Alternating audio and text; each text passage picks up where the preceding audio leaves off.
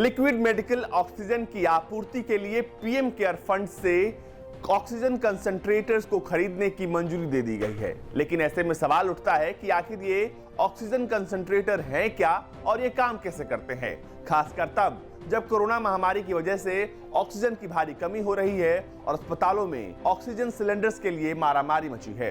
तो चलिए शुरू करते हैं इस वीडियो को और जानते हैं कि आखिर ये ऑक्सीजन कंसंट्रेटर्स होते क्या हैं। ऑक्सीजन कंसंट्रेटर्स एक तरह का डिवाइस है जो कि हवा से ऑक्सीजन को अलग करता है। खासकर ये तब मददगार है जब कोई भी व्यक्ति घर पर रहकर अपना इलाज कर रहा हो। ये बिल्कुल पोर्टेबल साइज का होता है और इससे आराम से 5 से 10 लीटर ऑक्सीजन ये मरीज को दे सकता है।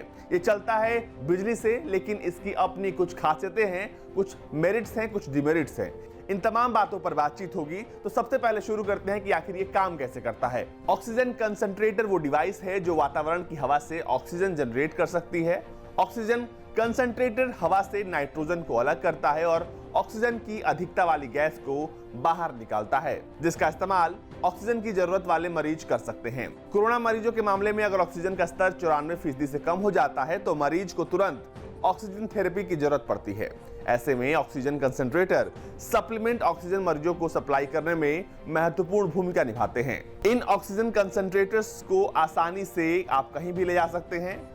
मरीज ऑक्सीजन कंसंट्रेटर का इस्तेमाल अपनी सुविधा अनुसार घर पर डॉक्टर या हेल्थ केयर वर्कर्स की निगरानी में आराम से कर सकते हैं और इन्हें रिफिल करने की जरूरत नहीं है, जो कि हमें आम ऑक्सीजन सिलेंडर को खत्म होने पर रिफिल करना पड़ता है। ऑक्सीजन कंसंट्रेटर इलेक्ट्रॉनिक तरीके से चलने वाली एक डिवाइस है। ये हवा से ऑक्सीजन को अलग करती है। ये नेजल कैनुला के जरिए ऑक्सीजन की अधिकता वाली हवा मरीज तक पहुंचाती है। क्लिनिकल स्टडी में साबित हुआ है कि ऑक्सीजन कंसंट्रेटर्स ऑक्सीजन थेरेपी के मामले में बिल्कुल वैसे ही हैं जैसे कि दूसरे तरह के oxygen delivery systems. Oxygen concentrator pressure swing absorption technology का इस्तेमाल करते हैं।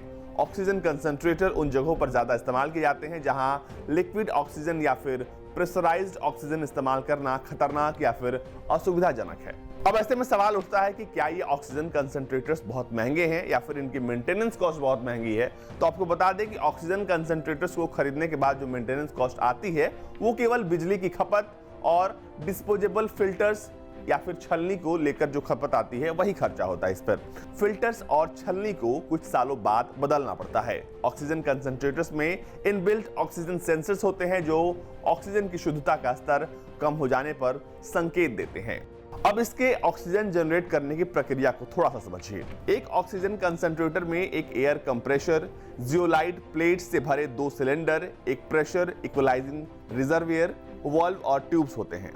आधे साइकिल में ऑक्सीजन कंसंट्रेटर का पहला सिलेंडर कंप्रेसर के जरिए हवा को अंदर लेता है। यह प्रक्रिया लगभग 6 सेकंड तक होती है। इस वक्त में पहले सिलेंडर में प्रेशर वातावरण में हवा के प्रेशर से कुछ ज्यादा होता है और जियोलाइट नाइट्रोजन से सैचुरेट हो जाते हैं। नाइट्रोजन साइलेंसर की मदद से एग्जॉस्ट के जरिए हवा से अलग हो जाती है। जब पहला सिलेंडर शुद्ध ऑक्सीजन पर पहुंचता है तो वाल्व खुलता है और ऑक्सीजन की अधिकता वाली हवा प्रेशर इक्वलाइजिंग रिजर्वियर की ओर जाती है। यह रिजर्वियर मरीज के ऑक्सीजन हॉल से जुड़ता रहता है। पहले साइकिल के आखिरी में कंप्रेसर से हवा दूसरे सिलेंडर में जाती है।